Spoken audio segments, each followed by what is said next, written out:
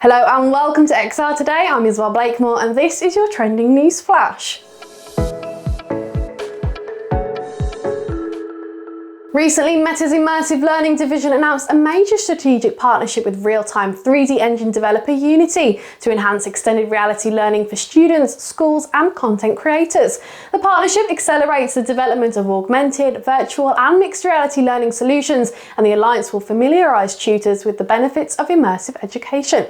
Jessica Lindell, the Vice President of Social Impact at Unity, added it's more important than ever to connect young people with the skills needed for future jobs, as these help chart a clear path from learning to earning opportunities. The XR firms will inspire creators to develop metaverse-based learning experiences, namely on Meta's Horizon brand of applications, including worlds, workrooms and venues.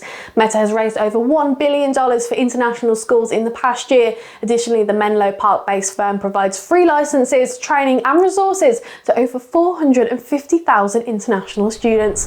That's all from me, but if you do want more information about this story, click on the link below this video, which will take you straight over to the XR Today website. Be sure to like this video and subscribe to the XR Today channel for regular videos and news updates, and follow our socials so you don't miss a thing.